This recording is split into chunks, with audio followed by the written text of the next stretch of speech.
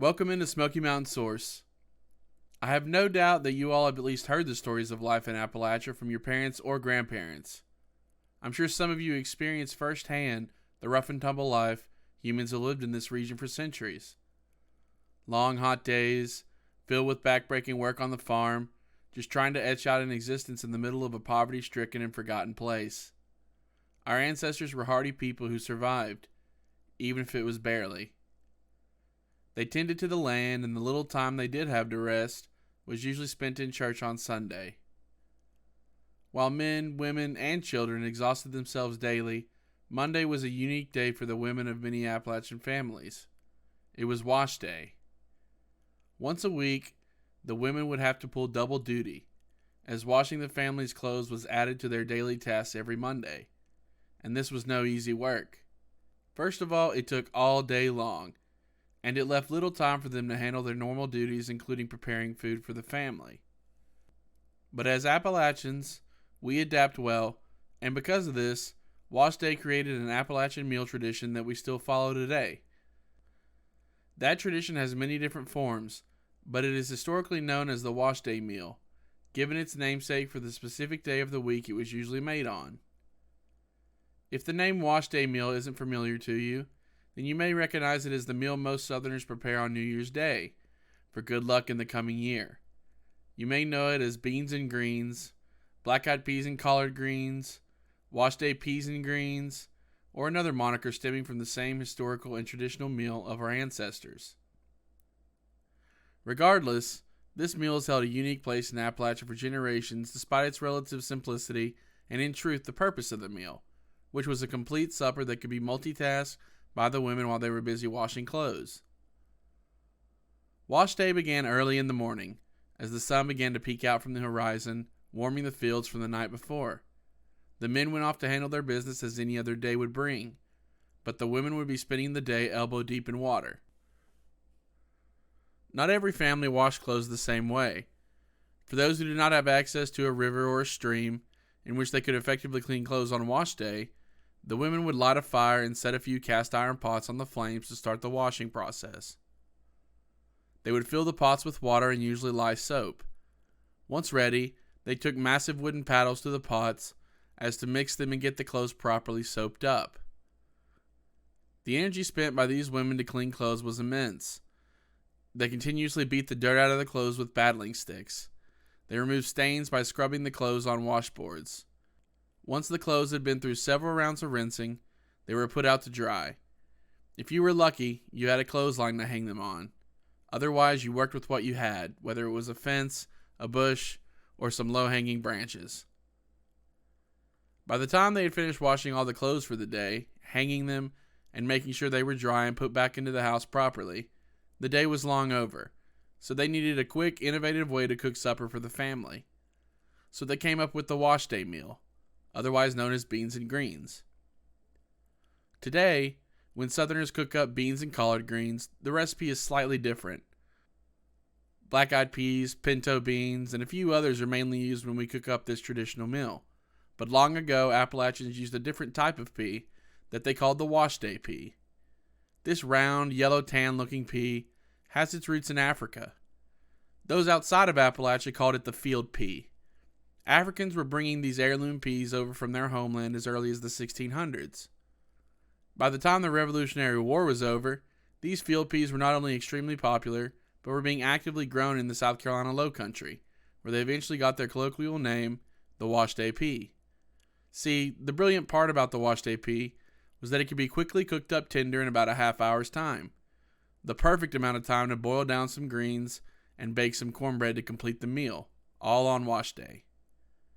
We don't have normal access to the wash day pea or field pea that our ancestors frequently used, so that's why we use the substitutes we do today. However, there are some local companies that do have stores of these heirloom field peas for sale.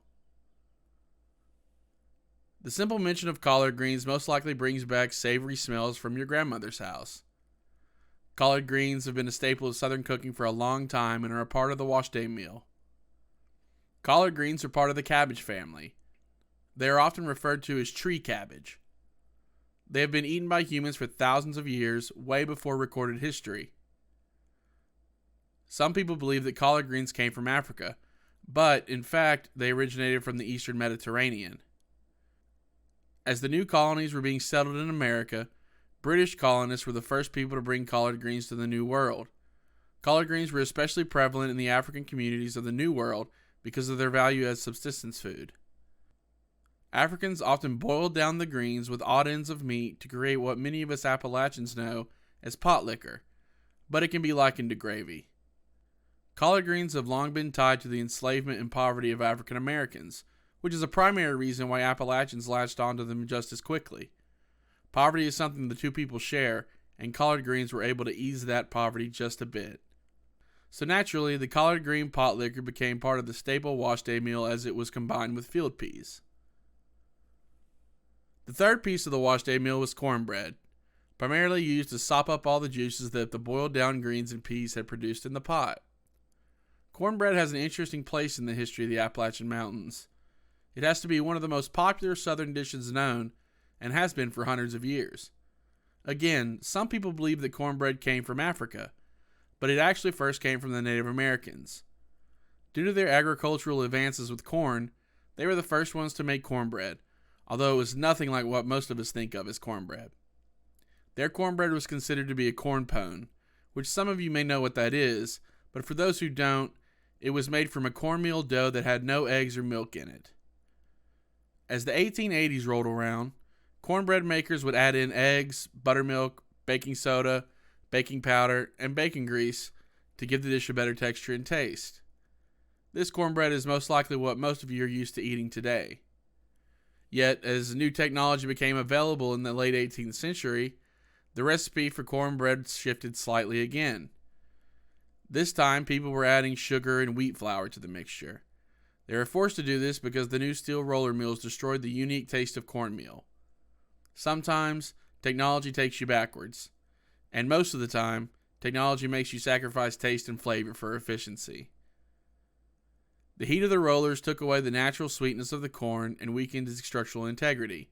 For this reason, many people added wheat flour to get back the structural integrity of the meal while adding sugar to get the sweetness back. The final piece of a proper wash day meal comes in the form of pepper vinegar. Pepper vinegar has been used on southern tables for hundreds of years to spice everything from fish to eggs.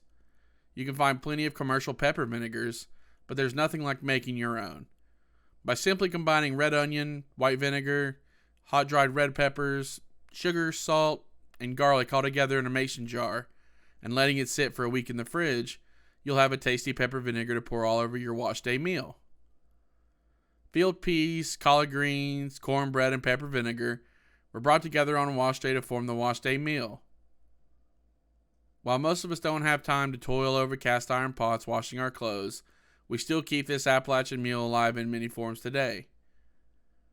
Many of us eat beans and collard greens on a regular basis, and we do have our own special day for them, and that's usually New Year's Day. Black-eyed peas and collard greens are eaten by Southerners to bring good luck during the year ahead. We choose this meal at the beginning of every new year because collard greens look like money, and the original field peas our ancestors used, they used to look similar to the coins of the day. In this way, we ate foods to ensure our stomachs would be full during the day, and our wallets would be full for the rest of the year.